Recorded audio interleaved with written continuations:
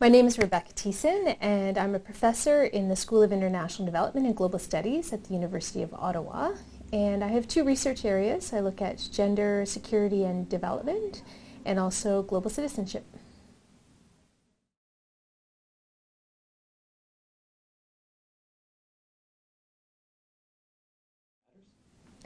These two concepts, gender equality and equality between women and men, is actually, there are many differences between them. One of which is the fact that gender equality encompasses so much more.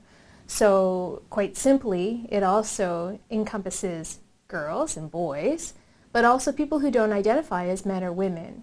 So when changing the language from gender equality to equality between women and men, what happens is you lose entire groups of people who don't identify in those categories, whether they're boys, girls, or transgendered individuals.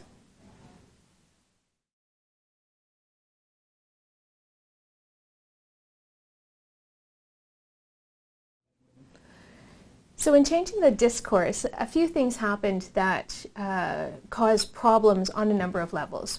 At the discursive level, the shift in language changed the tone in which the government is addressing important issues. So suddenly things that are internationally recognized concepts, like gender equality, for example, were no longer being used readily by the Government of Canada.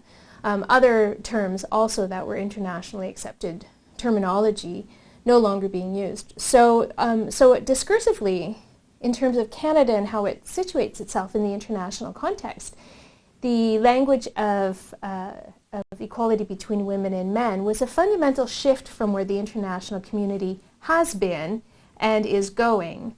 In fact, some have argued that recently the idea of gender equality has come back into some of the government's online publications and online materials. And some people within the government have argued that the return of gender equality has happened in part because the Canadian government realizes that even Saudi Arabia is using the language of gender equality. So I'll go back to the key fundamentals there. So not only was it a matter of a discursive shift, but a number of things happened along the way. So in changing that language, it meant that individuals who were working on development projects and security and development projects now had to report on their projects, and they could no longer report on their projects using the language of gender equality. So reports were being sent back, and people were told to remove any references to gender equality and change the language to equality between women and men, which has implications then for how the projects themselves were being designed and delivered to some extent. It's important, and I raised this in my article, it's important to recognize that there was pushback. Just because there were these general shifts and changes that were taking place, there were individuals who were interpreting what was going on, pushing back in some cases, I call them insider activists, and trying to continue with what Canada's long reputation of gender equality has always been, one that's much more comprehensive and deals with the causes of inequality, not just the symptoms.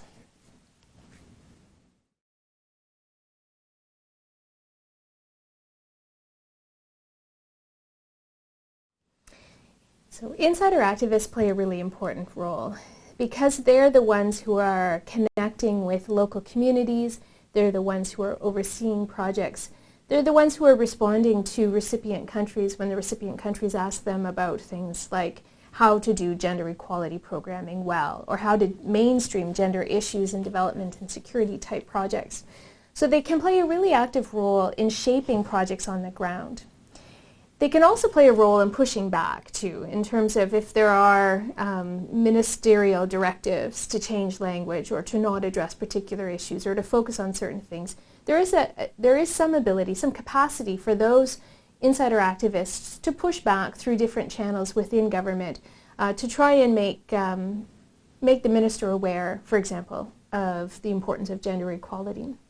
But there are limitations to that, and part of those limitations have to do with the challenges of just getting the attention of ministers or deputy ministers and accessing time in order to make these issues a priority. And other challenges too around directives of staying quiet and not challenging the government on particular issues.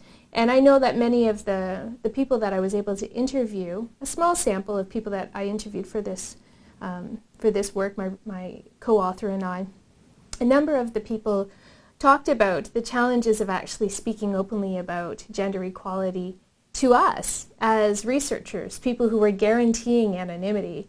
So there are challenges not only in talking to us anonymously, challenges then that translate over into speaking up within the organization. So yes, indeed, there are a number of limitations. Insider activists can be very, can play a really important role, but there are serious limitations to what they can do.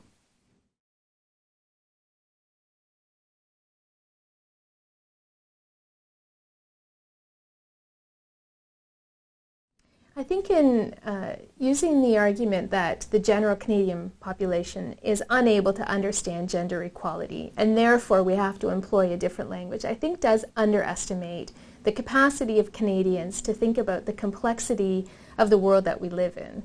Canadians understand equality, they understand human rights, but they also understand that there are social processes that perpetuate inequality. There are structures and systems in place that perpetuate that inequality. So while the language of gender may not be as widely used as equality between women and men in the day-to-day lives of Canadians, it's within their capacity to understand what gender equality is when it's explained to them. And while there's value in speaking a language that is accessible to everyone, there's also an inconsistency in the use of different kinds of languages. So one of the things that is important to point out is that while gender equality might be perceived as inaccessible to the Canadian public, other language used around economic policy or legal processes, that language is often also inaccessible. And there's a responsibility in the government to make that language accessible. It wasn't ever really about communicating gender equality to the public. There was no real effort to try and make equality between men and women or gender equality something that was a conversation among Canadians. In fact, the Prime Minister, Stephen Harper, refused to engage in a debate on women's rights in Canada more recently. So there are a lot of ways that the conversations have been avoided, when in fact, if you're going to make language accessible, then follow through with the conversations that allow people to begin to talk about what equality between women and men means in the Canadian context and in foreign policy as well.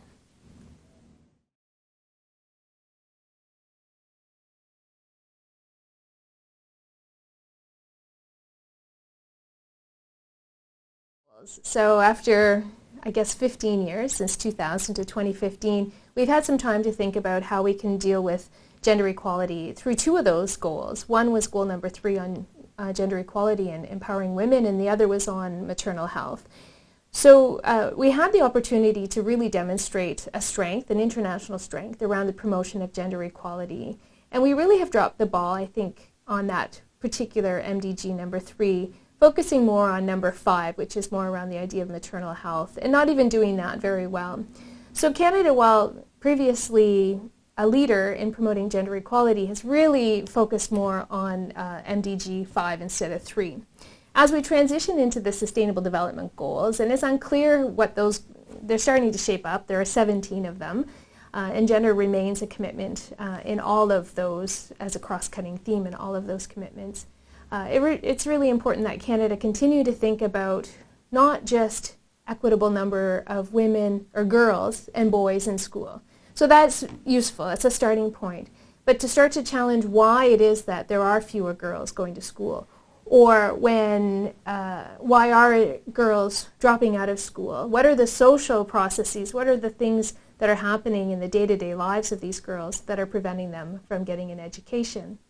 So focusing on a number of things, for example, early marriage, early and forced marriage is another important activity that the Canadian government should be thinking about. And while the Conservatives began to make some movement in that direction, under Minister Baird and his promotion of early and forced marriage, child marriage initiatives, Canada needs to continue to be involved with the international players, the UN players who are actively engaged in addressing these issues, because it has to be done on a multinational front in order for us to have an impact.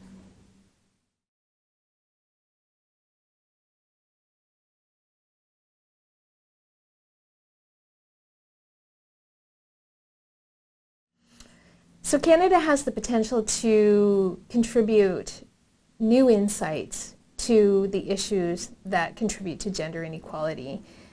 Some of the work that we have done historically on promoting women's rights, on addressing gender inequality, those are the things that Canada could build on. I think learning from some of our other donors who are promoting gender equality through national action plans on women, peace and security, for example, reading other national action plans, learning about what's going on in other countries gives Canada an opportunity to reflect on what we might be doing better in the future.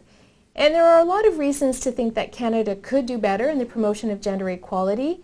I would say the first reason is that we can't really do much worse. So there's a lot of potential. I think that a commitment to on the long-term process of dealing with things like maternal health, but dealing it in a much more comprehensive way, focusing on girls' education, continuing to focus on girls' education, but in a much more comprehensive way, where we're actually working with communities. And this has always been CIDA's strength. The Canadian International Development Agency has always treated issues of gender equality, for example, as a marathon and not a sprint. There are no easy solutions to promoting gender equality.